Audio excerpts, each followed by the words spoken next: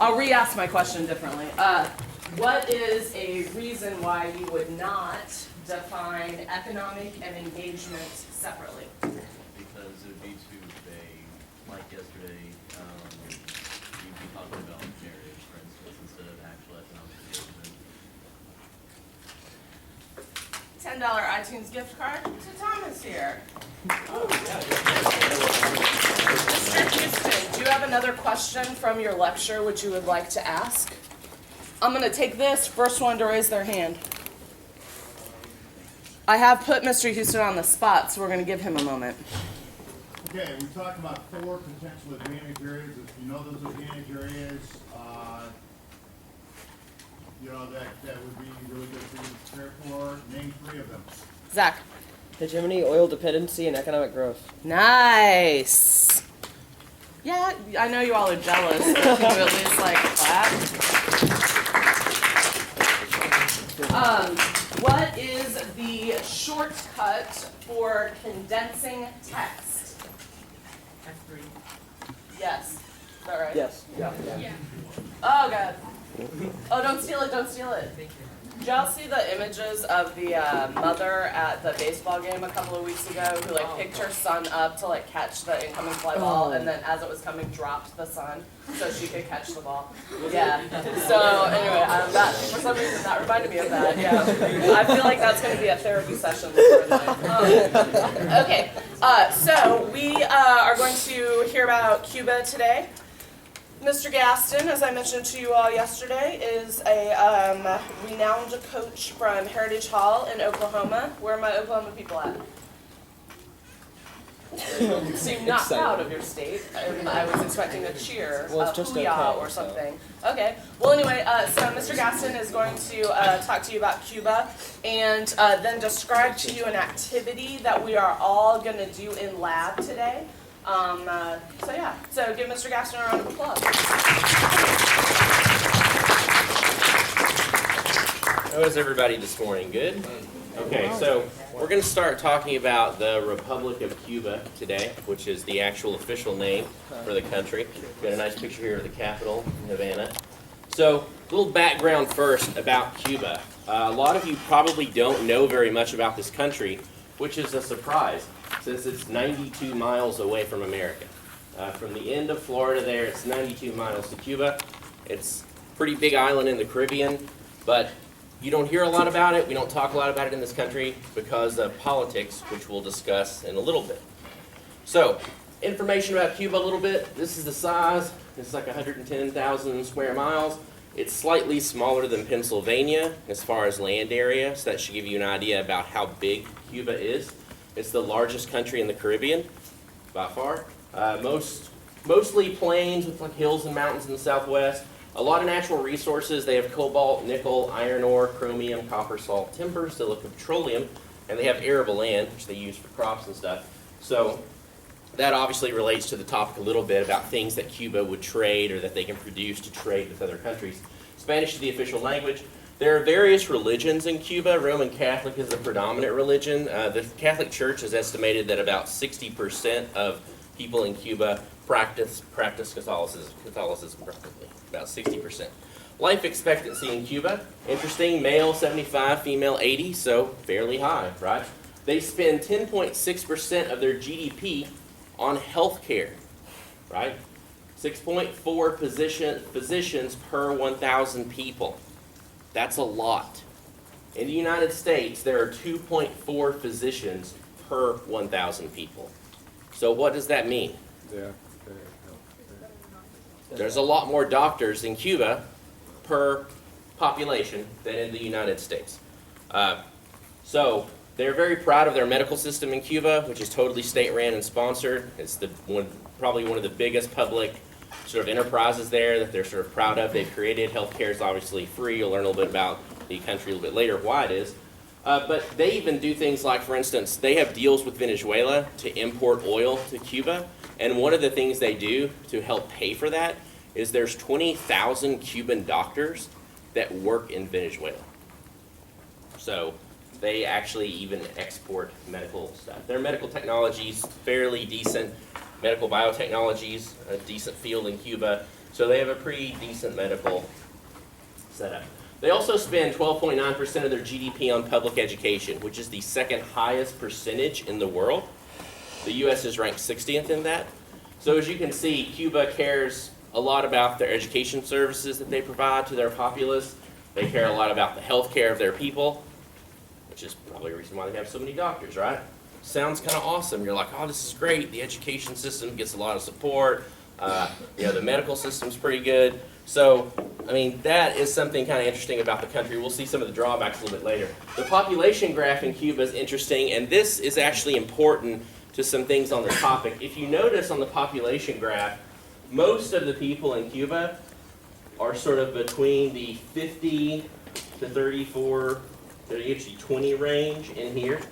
And that becomes really important later because when we discuss some of the history and background of politics between the United States and Cuba, you'll learn that a lot of the people in Cuba now either weren't alive when all these historic events occurred that caused the terrible relationship between the United States and Cuba, or they were so young they don't really remember.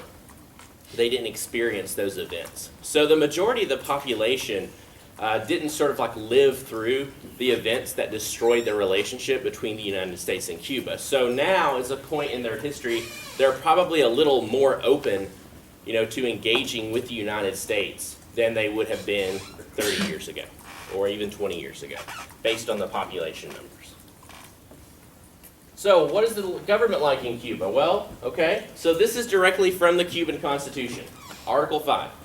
The Communist Party of Cuba, right? Martin and Marxist-Leninists, the organized vanguard of the Cuban nation, is the superior leading force in society of the state, organizing and guiding common efforts aimed at the highest goals of construction of socialism and advancement of the communist society. So yes, they are a communist nation, right?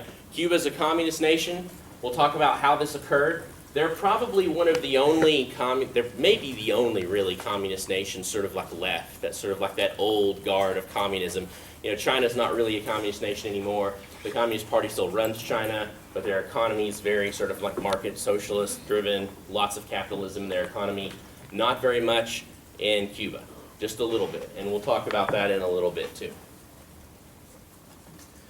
The government's separated there like this. There's an executive branch, which right now you have President Raul Castro. He was elected in February of 2008. First vice president is Miguel Diaz-Canel, and he's new. He was elected in the last election, February the 13th. There's a lot of stuff that says he's a little more pro-reforms, like making economic reforms, than past people in the government. And Raul, you've probably heard of, who's heard of Fidel Castro? You've heard of Fidel Castro. Okay, good. Fidel's the one who led the revolution, which we'll talk about in a minute, and he sort of was president of Cuba for a really long time until he was just so old and he started getting sick a lot. So he stepped down and his brother Raul took over. Raul is a little more lenient than Fidel as far as making economic liberalization attempts so far. But that could be sort of because of the times, not necessarily because of what Raul does or does not want to do. Just because the economic situation is dictating that they may have to open up their markets more to be able to function and survive. Okay, so we've got a legislative branch. It's unicameral, it's one body, right? So it doesn't have two like we do. National Assembly of the People's Powers, what it's called. Great name, right? National Assembly of the People's Power. All right? It's based on a population, has 614 seats. Everyone serves 5-year terms. Same thing for the executive branch. The president and vice president is 5-year terms. The Communist Party is the only legal party, and officially sanctioned candidates run unopposed. So here's the good news. In Cuba, if you're 16, you get to vote. Who's 16 in here? That's awesome. You could vote in Cuba. You can't here. But guess what? Guess how many people are going to be on the ballot? Just one. You're not going to really get a choice. So you do get to vote, but you're not going to get a choice. Yes? When Raul stepping down in 2018, so will Miguel Diaz-Canel? Well, I don't know if he's going to step down in 2018. He announced it, but I wouldn't depend on that. Raul will step down when he can no longer govern. Oh. That would be my guess. So, but I do think that Diaz-Canel is the next person in line. Oh. He's been sort of groomed for that position. So I do think that that's true, right? So there's only one party You don't really have much of a choice in Cuba. There is a judicial branch. They're elected by the National Assembly, which is the legislative branch. The Cuban economy. Okay, so Cuba traditionally, right, has a totally state-planned economy. They've got low-cost housing that is subsidized to virtually the whole population. Healthcare and education are completely provided by the state. You also have food credits, which are provided by the state. People actually show up and they get credits to go get food, you know, like credits for bread, eggs, things like that. We're talking sort of like old school USSR Soviet setup for like distributing food amongst their population. So they have that also. The GDP, 121 billion, 68th in the world. There's a 3.1% growth rate in 2012.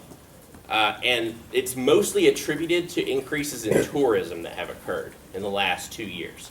So their economy is growing slowly right now, but most of that growth, they think, is attributed to tourism, not to actual industry.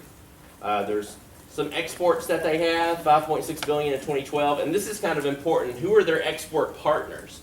Well, if you look, China gets 24% of Cuban exports, Canada 21%, Venezuela 7%, Netherlands and Spain, and that was in 2011. So let me ask you a question. Who can't Cuba export to that's really close to them, 93 miles away? America. America, right? So Cuba can't export things to America because of the trade embargo, which we'll talk about in a few minutes. So because of that, look, China is like a huge consumer of Cuban goods. If you were to have an affirmative that lifted that embargo, do you think it would change these export partners a little bit? It could. Does it mean that if you lifted the embargo, that China might not be able to purchase as many goods from Cuba because they could get them to the United States faster? Maybe so. It could affect Venezuela's economy, right? Because Cuba's a big trading partner with them if you lifted the embargo. Could make the Canadians mad, but we all know there's no impact to that. So what do they export? Well, they export petroleum, even though they use petroleum. They export nickel. Medical products are really big. We talked about that, not only medical professionals, but also like biotechnology and different types of medical technology. Sugar is a big export in Cuba. One of the biggest exports traditionally in Cuba, but it's actually declined. It started declining around 100 years. you know, not even 100 years ago, especially like the 90s, there was like big declines because of some hurricanes and things like that that occurred, plus support from the Soviet Union declining. Tobacco, fish, coffee, citrus, these are all sort of like things they do export. What do they import? Well, they import petroleum. They need oil. They have oil reserves, and they have oil, especially on the sea areas around Cuba, that have not been developed because of lack of technology and investment. They also import food because, believe it or not, even though they have a lot of land in their country, they actually don't have enough to probably feed everybody. There's not enough farming that's happening currently. They import machinery and stuff like that and different types of chemicals that they need for various industries. Okay, private ownership of homes in Cuba is new. It just started, like recently. That's something they started letting people do, like privately own homes and cars instead of being publicly owned. There's a small growth in the private industry that's been allowed recently. And what I wrote up here, this is just sort of like a GDP per capita of different countries in the Caribbean. And if you notice, Cuba, which is this blue line, sharply declined in 1990. Like really, really big, right?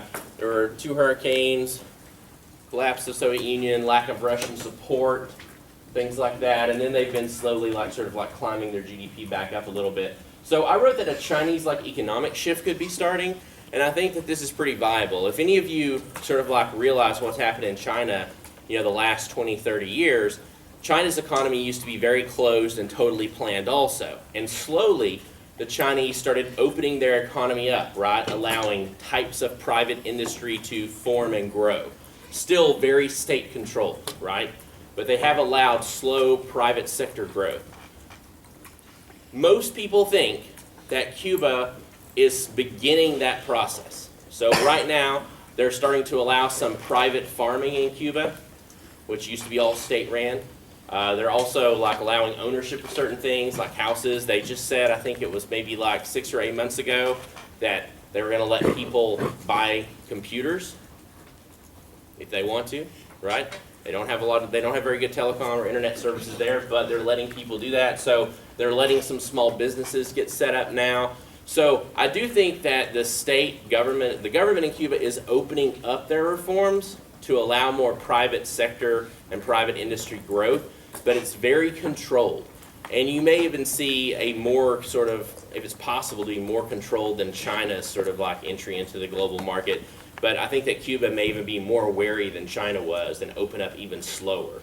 But that process is beginning, right? Which, you know, it's very timely for this debate topic that we're arguing it now, and Cuba sort of like made the decision to start to do some of those things. So that's pretty relevant. So some of that stuff sounded hunky-dory about Cuba, right? Oh, I get free health care, my education's good. What's bad there? Well, they have some human rights issues. Like most communist states, the Fidel Castro regime was really notorious at repressing virtually all forms of political dissent. If you disagree with the government in Cuba and you talk about it a lot, there's a pretty good chance you're not going to be in Cuba very long. Because if you start making waves, you will either be put in jail, and the trials for those are always secret trials, or you will be sort of exiled from the island and not allowed to come back. So those things happen, you know, a lot. A lot of people thought when Raul took over that this sort of like repression of political dissent would be curbed, but it's basically really hasn't very much. Yes, question? Like banish from the island, as in they send you somewhere else? Yes, as in you have to leave. Well, that's good, right? Cool. Well, I mean, it can be good, but you have to remember this. Like, the goal of the regime there for all this time has been to prevent oppositional parties or oppositional political ideology from forming, right? So if there are people who express those ideas and they start to get momentum behind them, right, they're like, you have to leave. So those people may not really want to leave. Those people probably want to change things in their own country, but they're not allowed to do so, right? So, you know, they've used things like short-term detentions, beatings, public acts of repudiation sometimes, travel restrictions, or forced exile to prevent these political parties from doing things, or to prevent any other political parties from forming, or to even prevent like just counter ideologies from what the government wants to do. The United States, the United Nations, and a lot of other countries have really pressured Cuba to change these policies, but they haven't. And honestly, the reason is because of the historical events that occurred between the United States and Cuba, which we'll talk about in a minute. Almost all of the Cuban government's actions about how they treat citizens as far as political repression goes, and how they interact with countries in Latin America and the West and America can all be traced back to the revolution, the Bay of Pigs invasion, and the Cuban Missile Crisis. And their motivations for action are basically solely dependent on those historical things that occurred and what they experienced during that time. And we're going to talk about that now. So the history of United States Cuba relations, super important to this country because it motivates all their actions and the types of foreign policy that they take. So Cuba was a democracy. They had a constitution, they elected presidents. This was in the early 1900s, it was fine. The democracy was taken over by a former president, Batista, in 1952. So he was president, then he was voted out of office, then he decided later, you know what, I'm just going to take over this country. So he took over the country with the coup in 1952. He set up a dictatorship that cooperated really well with U.S. corporations, and it allowed access, total access by U.S. corporations to Cuban natural resources. It also allowed really cheap labor for U.S. corporations too. So this is during the 50s. So from 1952 to 1958, Cuba was sort of a playground for U.S. corporations. Basically, corporations could do whatever they wanted, and for the most part there, Raul cooperated with them. The United States government was okay with it, because we were like, well, he's a dictator, but he's our dictator, and he lets us do whatever, so we're okay with it. And so that's sort of what happened. If you've ever seen, he also was notoriously known for letting the mafia infiltrate Cuba and set up lots of casinos, prostitution dens, and a lot of illegal activities. Has anyone here ever seen Godfather 2? Okay, there's a scene in Godfather 2. They're in Cuba. You remember that? Anybody? Yeah. What happens? We're talking about like the casino they're making there. Right. And all that stuff, and I can't remember the specifics, but The mafia's down there setting up businesses, right? But then what happens, conflict breaks out, right? And the like Havana is getting invaded, right, by Castro's forces and stuff, and the government's falling apart, and the mafia people all have to leave, right? And so does like Batista, right? So that movie sort of talking about one of those historical things that occurred during the revolution. So you have to remember that Batista was not a popular dictator. The people of Cuba were pretty oppressed under him. They were looking for something to make things better. They felt they were underpaid. They were abused by corporations that worked down there. Their resources were being taken.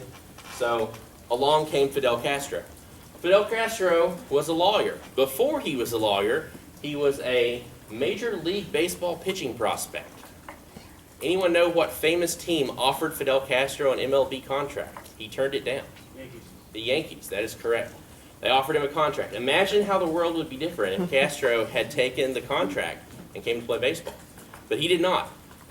He went to law school, graduate lawyer. He wanted to change the country. He really, really hated Batista. And so in 1953, a year after Batista took power, he actually led a failed revolt. He attacked a military barracks with a small group of people to sort of like go against Batista and stop that. He was caught because it wasn't very organized and sort of haphazardly planned. Batista threw him in jail.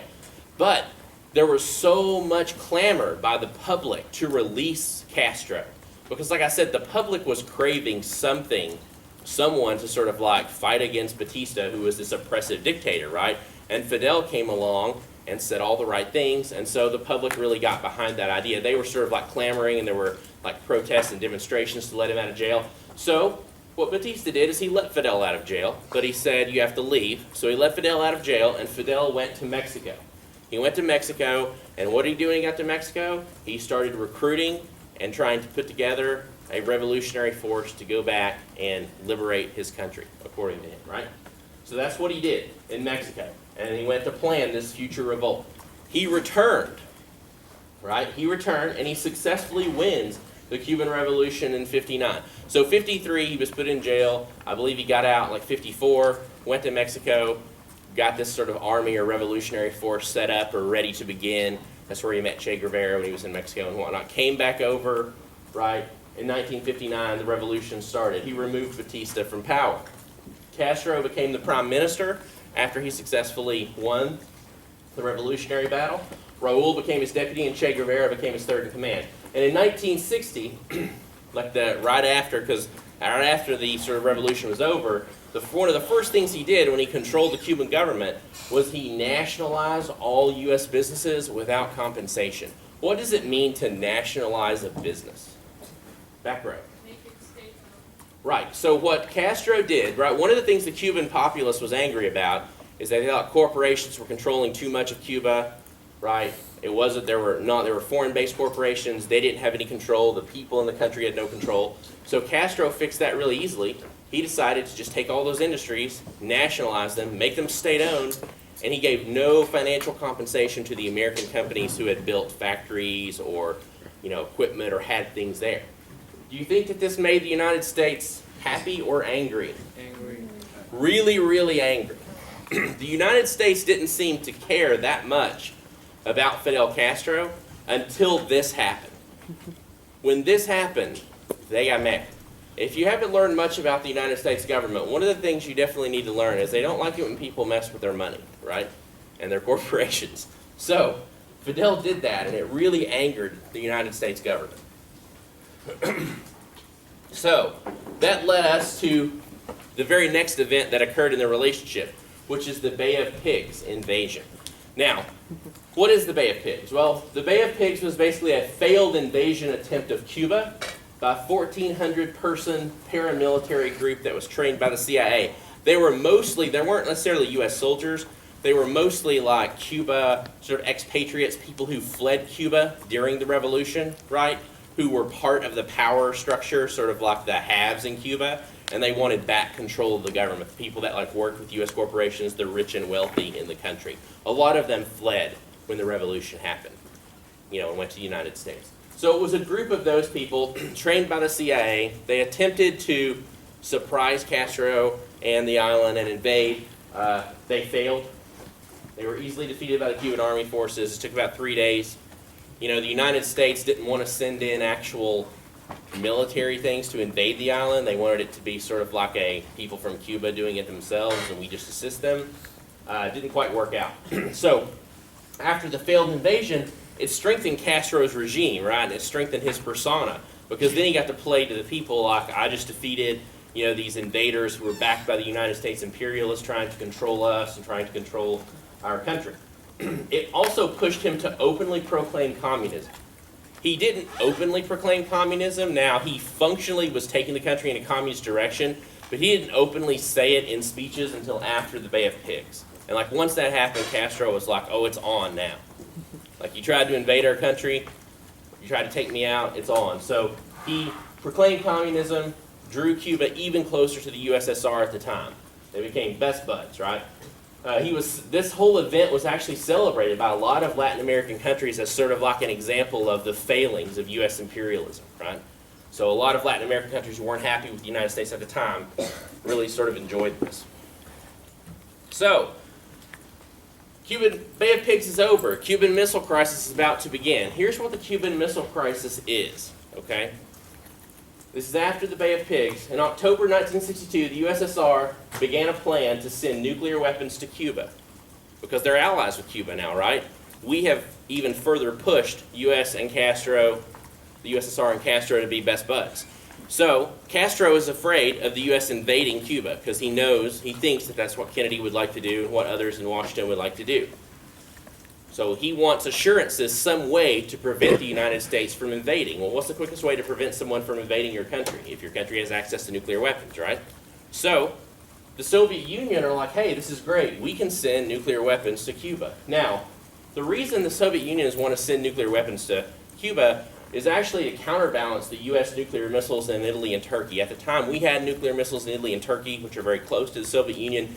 They didn't have anything even remotely close to us. So via deterrence theory, they actually wanted a check that was closer to the United States, right? Like we had a check that was close to them.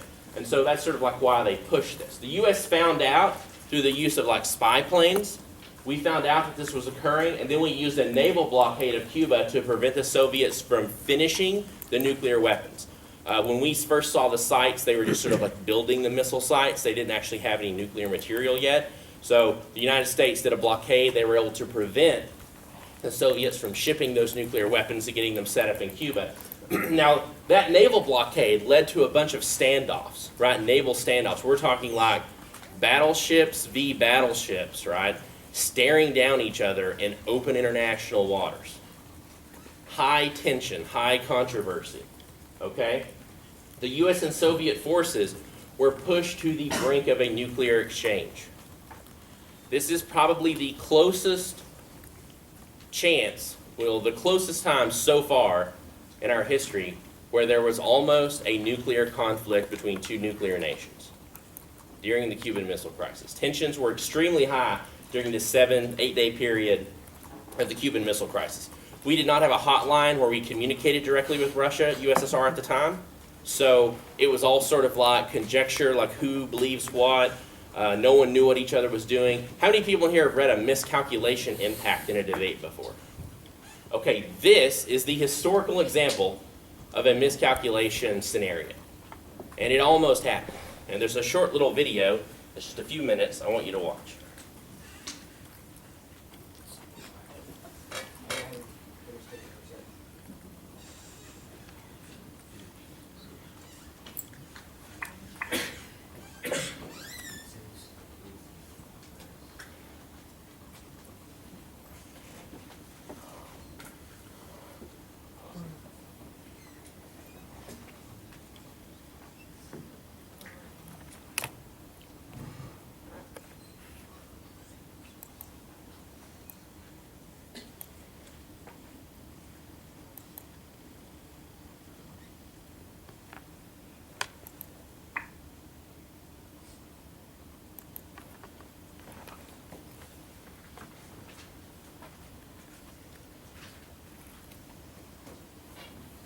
Big puzzle about the fascination with the Cuban Missile Crisis is why?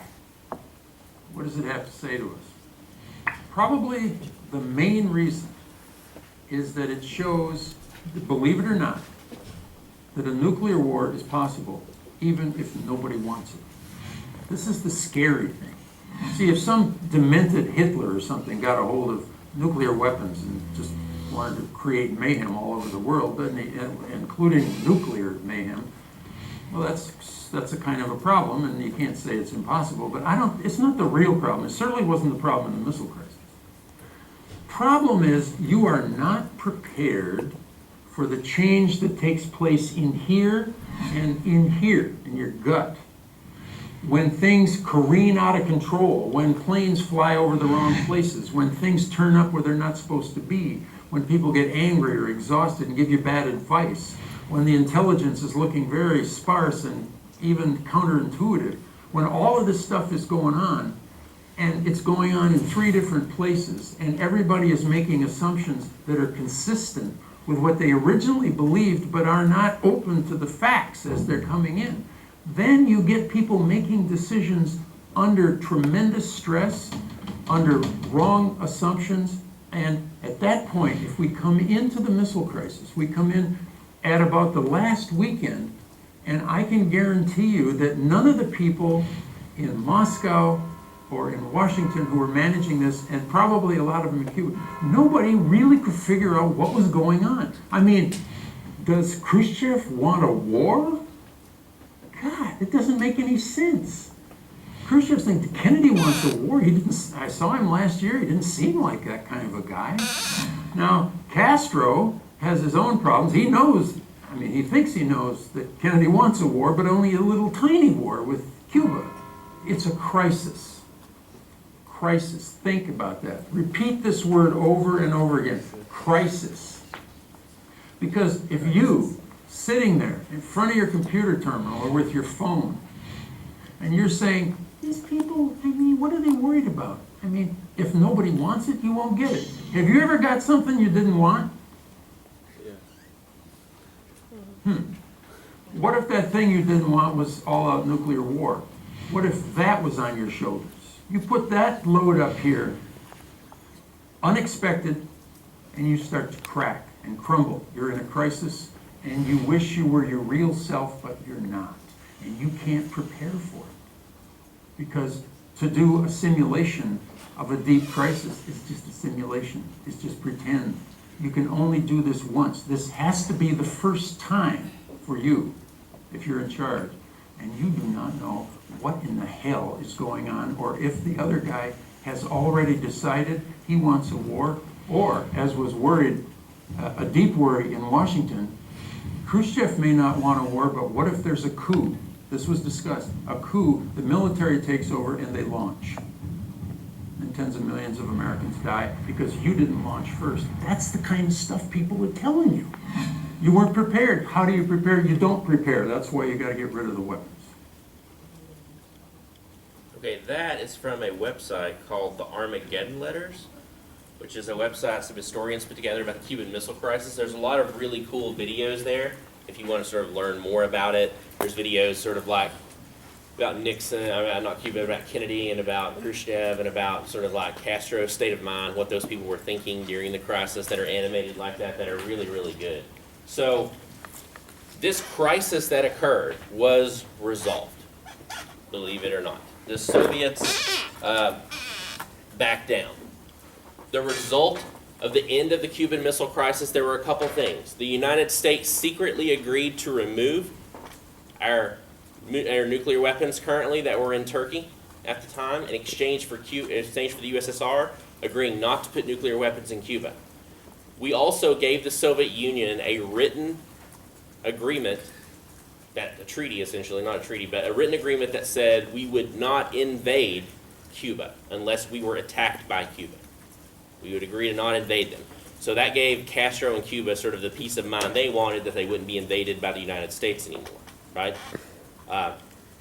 That's sort of like some of the things that ended result. The other thing that ended from this result was a hotline established between Moscow and D.C., where the presidents could talk directly, and the leader of the Communist Party could talk directly to each other in the event of another crisis. Because the problem when you had the Cuban Missile Crisis is there was no hotline established. There was no immediate communication. Communication occurred through letters via back channel people from Khrushchev to Kennedy. It was very slow, real time was moving faster. The world came very, very close to all-out war between the USSR and the United States, as close as we ever came. So it's a fascinating, to me, it's one of the most fascinating things to study historically. And the important thing is, it sort of like is the basis for the Cuban government's distrust of the United States. It's also the basis for all their sort of like foreign policy interactions between the United States and Cuba. We saw this as like functionally Cuba, you know, almost declaring an act of war on us, right? So our government went really hard line after this. So even though we agreed to the Soviets we would not invade Cuba, what we didn't agree to is, you know, doing other things. So we did do as many other things as we could in the United States, right? Relations really declined after this. We created a collection of sanctions. There's been a lot of different names, and there's been a lot of different like bills that have sanctioned Cuba. But it started in 1963. They were solidified and put together in 1992 by something commonly called the Helms-Burton Act that consolidated all the economic sanctions we have against Cuba. Right? The Trade Sanctions Reform Act of 2000 was an act that was passed that made some small reforms to those changes. But functionally, we have one of the strictest embargoes against Cuba that you can possibly have. We know U.S. businesses can't trade with Cuba. There are severe travel restrictions on people from here visiting Cuba. There are some exceptions that are provided, right? U.S. businesses can't invest. Private sectors can't invest. Cuba can't sell goods here, right? There's sort of like there's no diplomatic setups between the two countries. There's not a Cuban embassy. Cuba has sort of like a small office in the Swiss embassy in America where they can like take a message, but there's no Cuban embassy. We don't have an embassy in Cuba. It created a scenario where the United States did everything they could to geographically and politically isolate Cuba, because we knew that Castro had wanted nuclear weapons there, you know, in his mind, probably to protect himself from a future U.S. invasion, in the United States' mind, to probably be able to inflict harm to the United States. So it really, really clamped down their relations. So what's the half ground on this topic and on Cuba? Obviously, things you can argue. Removing the Cuban embargo will probably be the largest, most common Cuban app on the debate topic, on this topic probably. There are critical or policy versions. We have versions in the pre-institute files about this. Another question with any of these Cuba apps, especially with apps about the embargo, is will the affirmative be a quid pro quo? What does a quid pro quo mean? Yes? Doing something in return of something. Very good. Doing something in exchange for something else. So there are definitions of economic engagement that say quid pro quos are part of economic engagement. So there could be affirmatives you hear on the debate topic that unconditionally lift all the trade sanctions we have against Cuba and the embargo, but you may hear a lot of affirmatives that say we will lift trade sanctions with Cuba if Cuba does X, something we want them to do. Could be, you know, allow more democratization or free speech in their country. Could be another foreign policy initiative, something else. Yes? Is that like a condition? Yes, it is. And you can argue there's definitions that support the idea that economic engagement can be conditioned. If you debate someone who is running the Cuban embargo, right, and they just lift the embargo unconditionally, you could also run this argument as a counterplan, like a quid pro quo counterplan or condition counterplan, right, and condition lifting the embargo on something else. And then the debate would be about whether, you know, Cuba would accept the conditions or not. The other debate would be about whether unconditionally lifting the embargo, like, actually captures some sort of benefit that conditionally lifting it would not capture. Like maybe unconditionally lifting the embargo would increase United States soft power, whereas conditioning the embargo might not, because it may look like the United States is just doing something for political gain as opposed to humanitarian reasons. Yes? No question?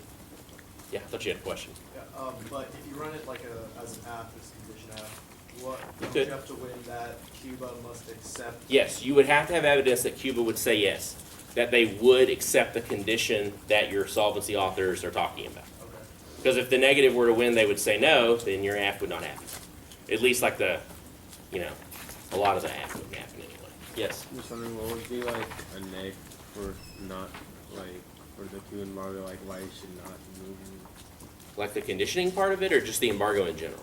the embargo. We'll talk about that when we get to the neg ground in a minute. Uh, So, okay, so that's one potential affirmative that'll be pretty big on the topic. Could be critical, could be policy-based. There's a lot of things you can do with that. There's also a large U.S.-Cuba oil or gas development cooperation aft. These afts, I don't think on the topic will actually remove the embargo. They'll just propose that we allow an exception in the embargo to cooperate with Cuba to develop oil and gas industry. There's pretty good evidence that Cuba wants and needs to develop their oil off the coast of their country, and they need technical assistance to do that. The closest, best country that has the availability to do that is the United States. So there's a lot of solvency advocates that write that, you know, we should cooperate with Cuba on oil, offshore oil and gas development. And so that will be definitely an F on this topic that you'll probably see a lot this year too. There's also Cuban telecommunications affirmatives. There's the telecommunication industry in Cuba is not very good. They desperately want to improve it. They don't have the finances to do so. One of the reasons Cuba's finances are so terrible is because international organizations like the IMF or the World Bank, where countries can borrow money for things, the United States vetoes and blocks Cuba's attempts at loans through those organizations, even to this day. So that's one of the reasons it's hard for them to generate currency for debt to build projects and things like that. So there could be a lot of telecommunications affirmatives on the topic of Cuba also. You'll also see a lot of probably investment in biogas ethanol production. Sugarcane we talked about earlier. Sugarcane is traditionally probably one of the largest cash crops in Cuba. It's an integral part of their culture. Their sugarcane production dramatically declined in the early 90s. Some of the reasoning was because Russia sort of quit buying a lot of it, but another reason is because there were 2 hurricanes back-to-back and a drought in 2 years, and it really crushed the sugarcane industry. And so they've been trying to develop it back, and one of the things that Cuba wants to do is they want to do more development of biogas like sugarcane-based ethanol plants. They really want to do that, and they need technical assistance. They don't have the finances to invest to do that either, but that's something they're attempting to do now. So that could be a big aft. Here I have a list of other afts that you could possibly hear about Cuba. Afts that lift or change travel restrictions. Afts that reestablish ferry services, believe it or not. Afts that promote internships and employment exchanges. Afts that work on oil spill cooperation. Afts that work on culture exchanges or sports and academic exchanges. Afts that expand visas to Cuba for either athletes or university people or other people. Environmental study cooperation afts. Guantanamo could also potentially be an affirmative case. So what's Guantanamo, Ben? Go ahead. That big prison, Well, it's a base, military base, right, in Cuba. So here's a question. If we have an embargo with Cuba, how does the U.S. have this big naval base, Guantanamo Bay there? Back row. Because whenever we gave Cuba their independence, We didn't give anybody their independence. Cuba took their independence. Castro, you're angry if you said that, but go ahead. wasn't that during the Spanish War we got that? Well, we sort of have had that. We had that during the Batista regime for a really long time. We had an agreement with Cuba, right? When they were a democracy long ago, their independence from Spain, which is what you're actually talking about, right? So we had an agreement that we could have a naval base there. We had a little treaty with Cuba.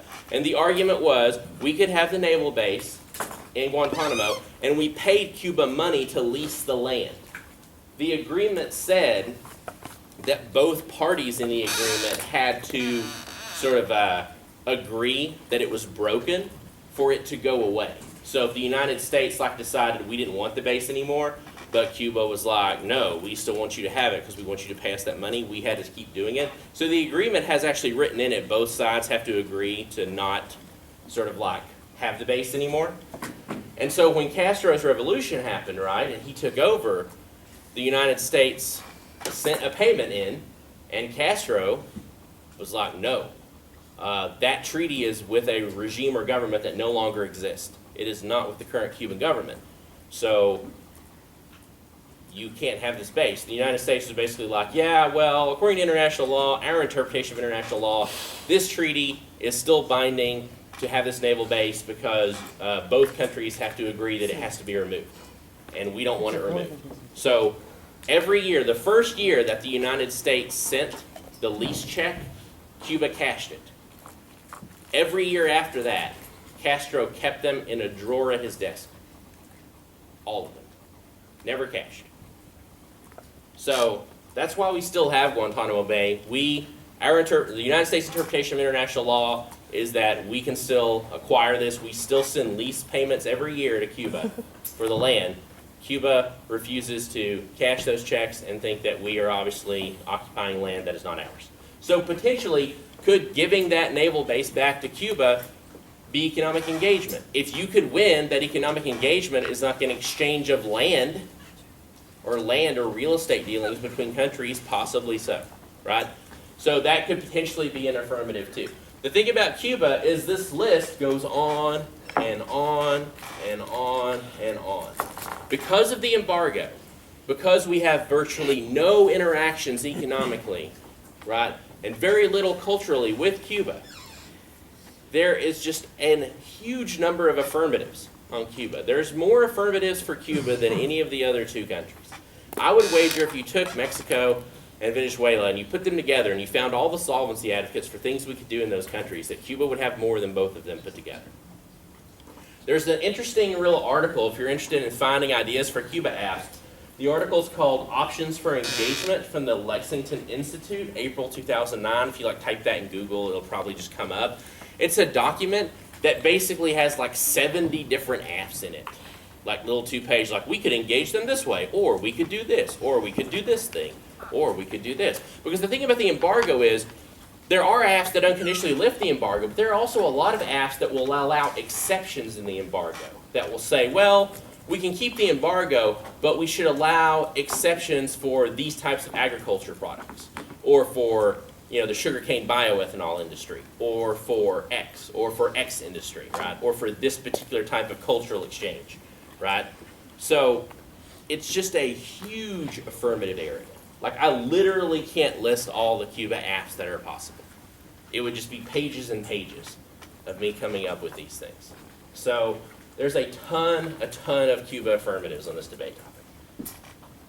In fact, I would say that here are some, advantage areas that are possible with all these Cuba apps. The thing about it is, there are so many types of Cuba apps, the advantages are wide range. But here are some things you could obviously talk about. U.S. relations or soft power impacts, U.S. economy impacts, Cuban economy impacts, human rights impacts, democracy promotion, energy impacts, endangered species loss, warming impacts, imperialism. This is just scratching the surface. Because of the amount of Cuba affirmatives that are possible, the amount of impacts you could hear in a Cuba debate run the entire gambit. You could hear anything. Okay? So, since that's true, that there are a huge number of Cuba affirmatives, and you could hear almost any type of impact in a particular Cuba round, depending on what app the team is reading, right? What can you do as a negative to prepare yourself? Well, one of the things you want to think about, and when you do Cuba research, you want to think about this too, is U.S. key warrants. They're really important for these apps.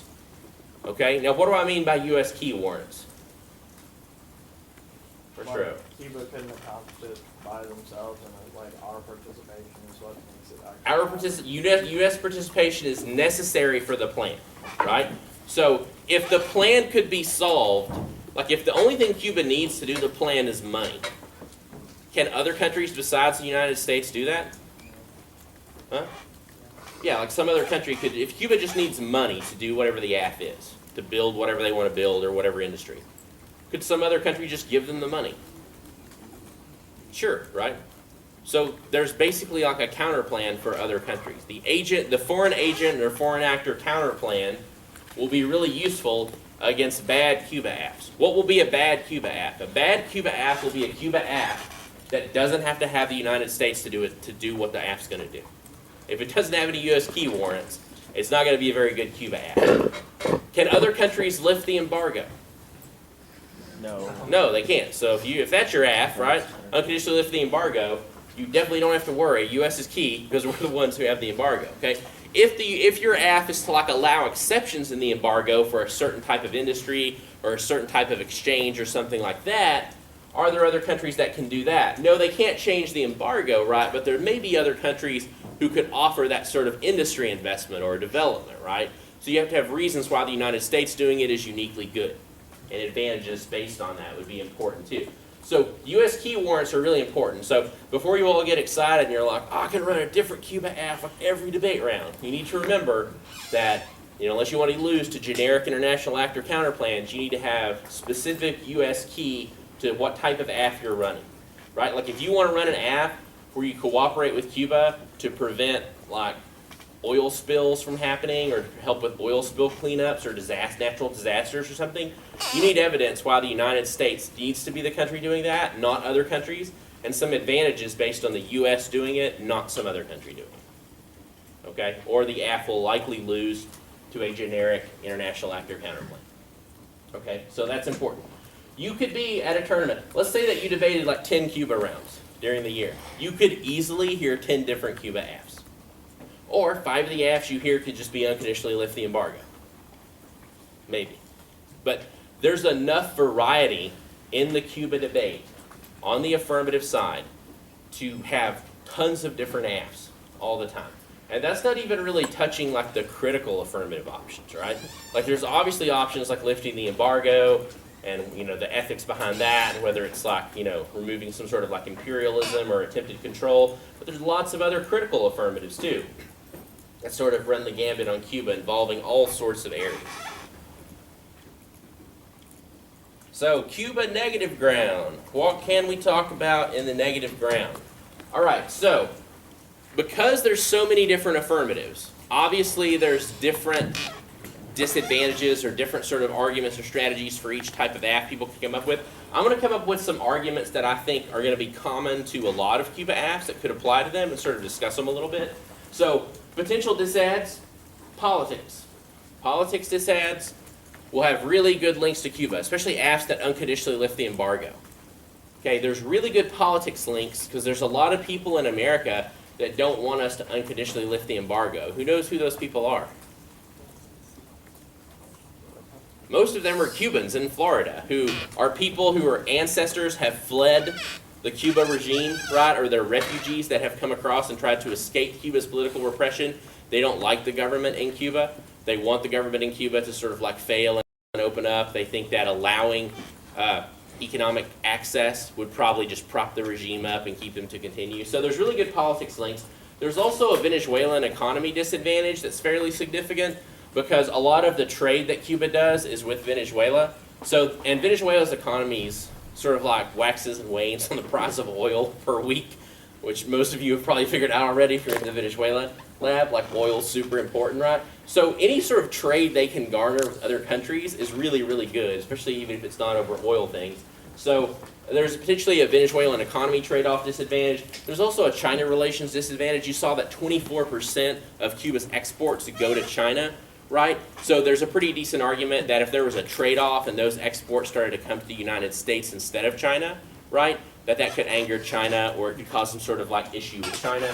There's potentially like a terrorism disadvantage, and this is sort of like people that are, I guess, more conservative, sort of Cold War mentality, that have written that, hey, if Cuba were to get economic access and build their economy up, then they would have a lot of money, which would allow their government to be like more aggressive in doing anti-democratic things or anti-Western things, which, in reality, I don't think that disad's like probably true, but there are some people that say it, so it's definitely something you need to have answers for and understand how it works. There's also a hardliner sort of disadvantage. You have one of these in the pre-institute packet, which we'll talk about in a minute.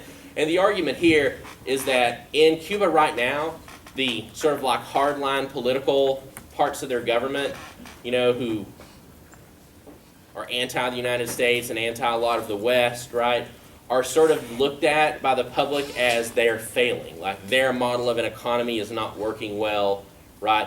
Their form of, I guess, like status of life they've created for people in Cuba is not better than a lot of other countries that are close by. So doing something like lifting the economic sanctions could give those hardliners maybe something they could use to sort of like stay in power and to keep economic reforms from happening or something like that, or to keep authoritarian control as opposed to increasing democratic control. in Cuba and increasing democracy in Cuba. We'll talk a little bit more about that argument in a minute.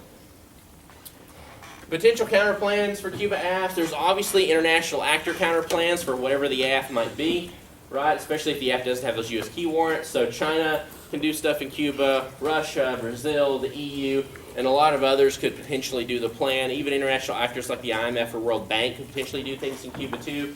There are various advantage counterplans to Cuba. There are lots of different things that you could do to promote, like if the AF's only impact is U.S.-Cuba relations, there's a whole lot of things you could do to promote U.S.-Cuba relations that aren't necessarily like lifting the embargo, right?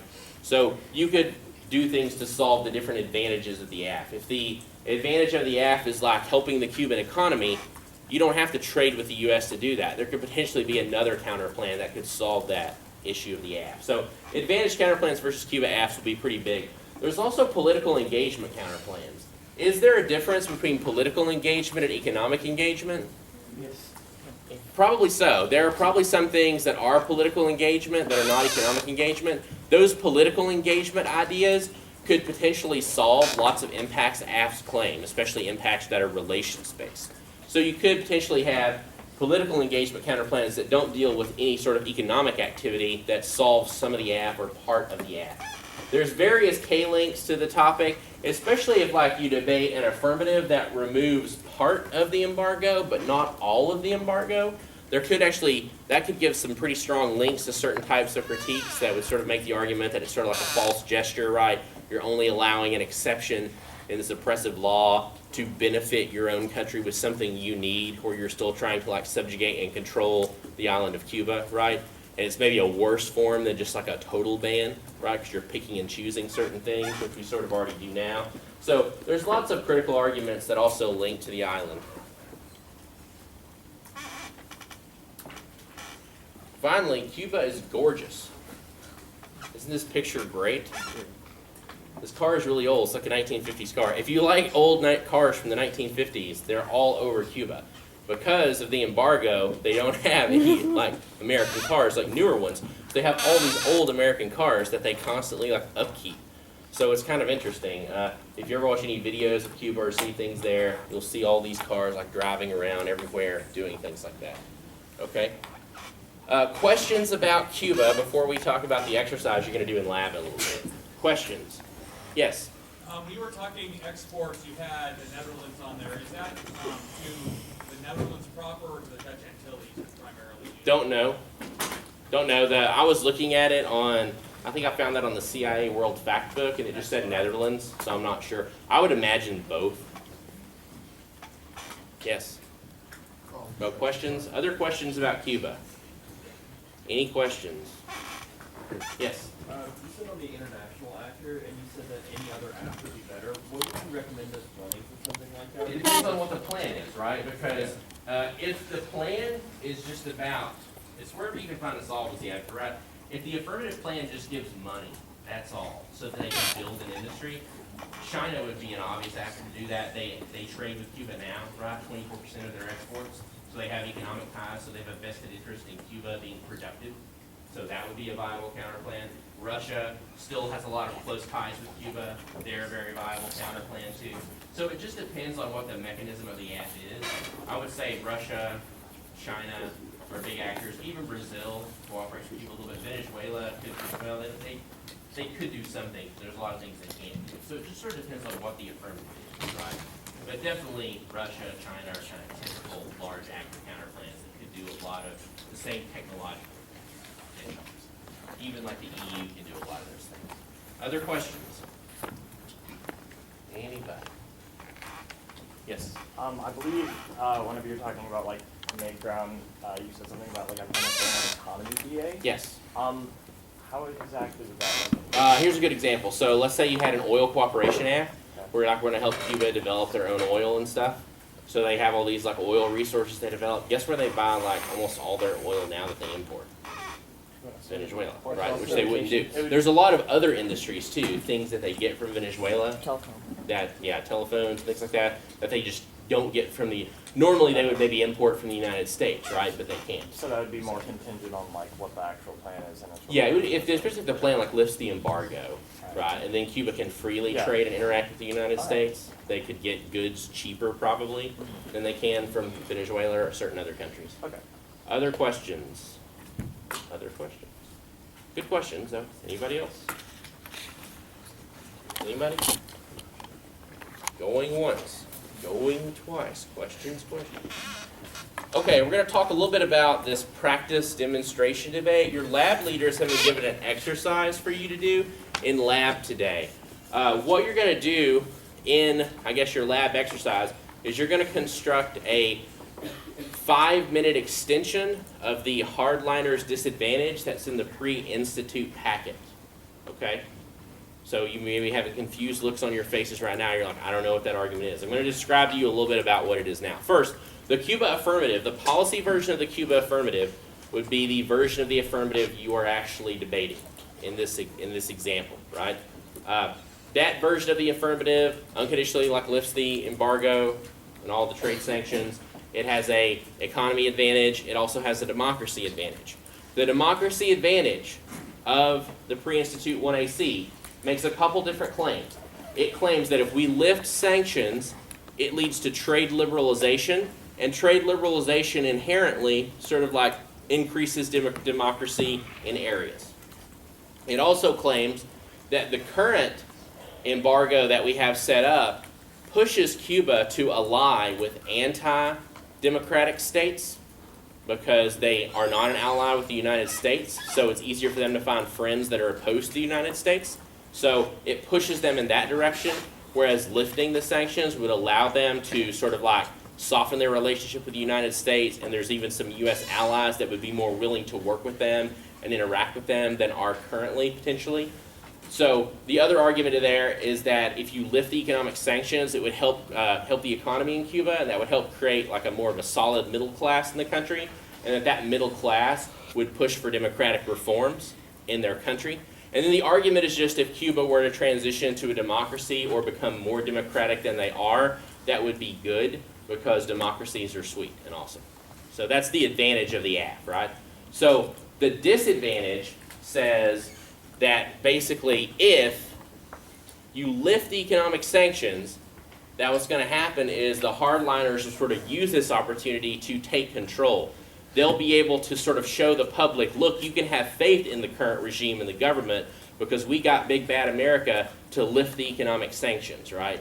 We made that happen, so you need to trust us and let us do our thing because we can take care of you, which we have for the last 50 years, okay? And so the disad is sort of a disadvantage about the internal links and the democracy advantage. The disad says no, what we need to do actually is like keep the embargo or even make it stronger because the disad makes the argument that right now, currently, Cuba is starting to look toward taking private sector reforms, and the only reason they're doing that is because the death grasp of the embargo is making their economy so bad to the point that they sort of have to do that, right? So that's the disad's phrase. The disad statement is like, no, if you lift the sanctions, it actually won't increase democracy. It'll allow the authoritarian government to claim a victory. They'll still be able to clamp down and stop political dissidents from like creating oppositional parties and things like that. So the disadvantage says like, no, what you actually need to do is keep the sanctions the way they are because Cuba's starting to normalize their economy a little bit now, and it'll happen. It's like we just have to stick with the embargo a little bit longer, and then Cuba will make all the changes with the embargo. If we lift the embargo, the hardliners claim it as a victory. They use that victory to justify political repression. So that's sort of the disadvantage, right? So it's really a disadvantage that just sort of like attacks the internal links of the politics of the democracy advantage of the app. So to do the exercise, you probably need to read the Cuba affirmative, the policy 1AC version, especially the democracy advantage. Your lab leaders have been given a document that kind of describes the exercise, and it has a 2AC to the hardliner disadvantage. For your side, on the negative, you'll need to read the hardliner 1NC, and so you know what the disadvantage is saying. And then your lab leaders will share with you a document that has the 2AC to the disad, right, that you will answer. And then you can use any of the cards from the Cuba affirmative negative files to extend that disadvantage, the hardliner disadvantage. Does that make sense a little bit to people? And your lab leaders will help you with this, and they may have like specific things they want you to do or ways that they want you to do this exercise. Does that make sense to people, sort of? Yes, a little bit? Okay. Do you know more about Cuba than you did when you came in the room? Yes. Good. Do you think that there's like a ton of apps on Cuba? Yeah. Probably more than the other countries, right? Yeah. Okay. Do you think Cuba would be pretty sweet to visit? Yeah. Yeah, especially if there was like, political repression was lifted, right? So, what other questions do you all have? About the exercise? Is that, yes? Are we going to have time in class to read the 1AC or the 2AC, or you shouldn't do that in lunch? It's a good question. I believe that the answer is this.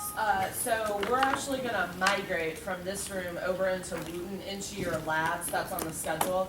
And so your lab leaders will give you a sense of, don't move.